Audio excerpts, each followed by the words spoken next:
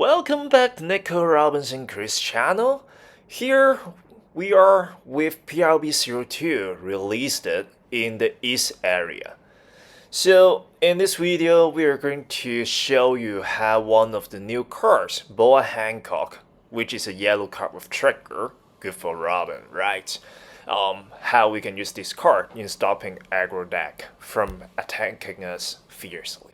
Then let's check out the deck list here. That I took the base formation from one of the videos that I shared about life control, with Flame Dragon King being my favorite cards out of that deck.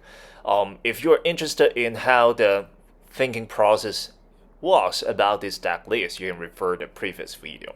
Now back to this deck list, the two key cards of stopping your opponents from attacking would be S-Snake from Egghead series and the new Boa Hancock from PRB02.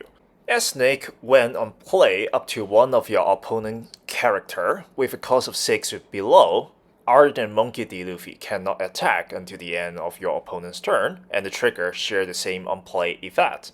And the new Boa Hancock from PRB02 is that you can trash one card with a trigger, which it is very common from a Nico Robin's deck. From your hand, then up to one of your opponent's rested leader, or one of your opponent's character other than Monkey D. Luffy cannot attack until the end of your opponent's next turn. And she had a trigger effect that is KO up to one of your opponent's character with a cost of 4 or less, regardless of whether it is rested or being active. The thing I like about the new card is that it may require further clarification, but at least from the way we interpret from the Japanese characters, is that even though the leader could be Monkey D. Luffy, as long as the leader is in rested status, you can apply this effect on that leader. Then for characters, as long as it is not Monkey D. Luffy, be it rested or being active, Boa Hancock's effect could be applicable here as well. So it covers quite a lot of scenario. That is the reason why I quite like this card. So let's see how Nico Robin can perform against an aggro leader like Zoro and Sanji here. That this leader with 1 down when attacking can return 1 characters on field and then make one of the rested character become active again. This leader can make 1 7k power below characters attack you twice in 1 turn, especially that character if have an on attacking event, then that is pretty powerful, like Carbon Dash. Okay, so back to the game. I got chance to choose whether to go first or second. Of course, I would like to go first here. Quickly in my turn 2, with 1 down, a 6k banish attack, discarding Sal for adding down cards to my down deck. And leaving 2 downs for my favorite card, Flame Dragon King. So later on, I would use this card to rearrange my life for sure. So back to Zoro and Sanji, play out Mihawk, and use his effect to play VV for draw 2 effects, and then 6k attack. I use Flame Dragon King, and lucky that I got Boa Hancock, Nami from the Egghead series in my life. So for his subsequent attacks, I can easily blow out his cost 4 below characters, cost 5 or below characters.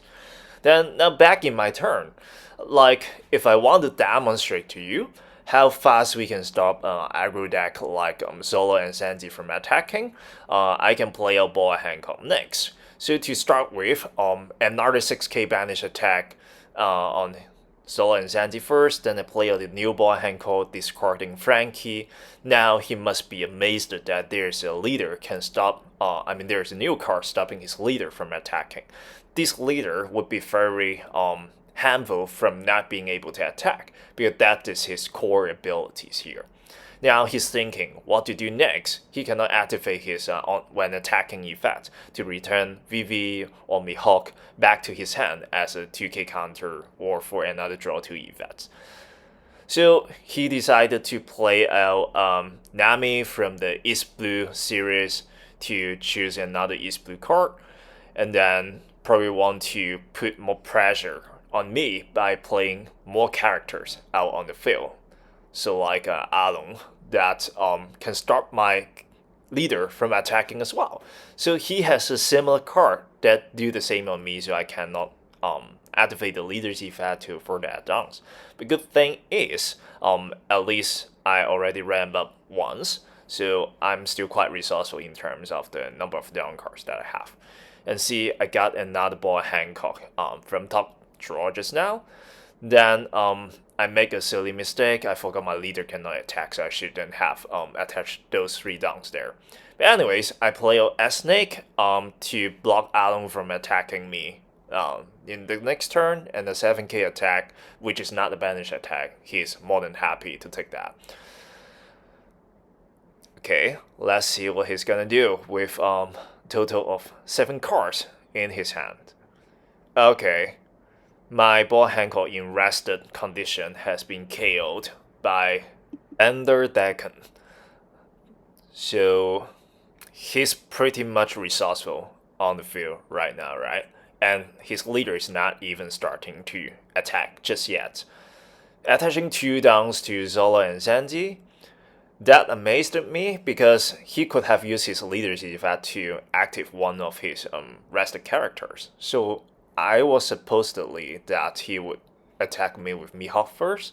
But anyways, this is a 7k attack. I can leverage the trigger effect from Boa Hancock to try to KO one of his cost 4 below characters, and it would be Arlong.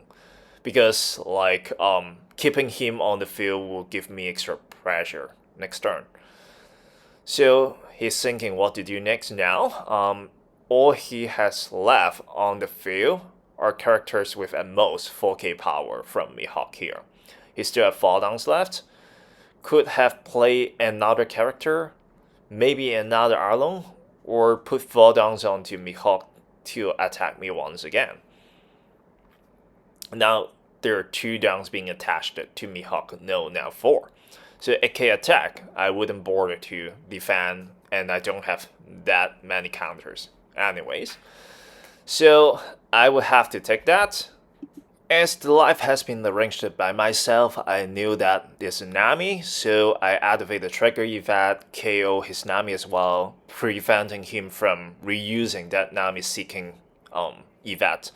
So S-Snake attacking Mihawk, so to minimize the number of characters that can be aggressively attacking my leaders. So playing out another new Boa Hancock from PRB02, his leaders cannot attack once again, and he took my last banish attack. Seemingly, I'm on a better off situation, but he just played out Jones, taking one of his life into his hand, and got rushed as well. So what I'm thinking is I just have 2 cards left on my hand without downs being active because of his Jones effect. He might try to clear one of my Boa Hancock here. 11k, there's no way I can defend for that, so I have to give it away. Now, I still have my leader and S-Snake, so I would like to test whether he has enough counters first by a 9k banish attack. If he could defend that, he would have to, and he must. And similarly, he have quite many counters already being safe for quite a while, so that's why I have to destroy his Nami earlier than being too late. Now I bet he doesn't have that many counters remain, so another 9k attack pushing him to 0 life, and now it's his turn for attacking again. Now his leaders can activate his when attacking effect, so quite much pressure on me, starting with a 5k attack from Vivi. I think I have to defend these at least, because otherwise after he applies his leaders when attacking effect, there will be 2 more or even 3 more attacks from all the characters on his field. So followed by a 6k attack.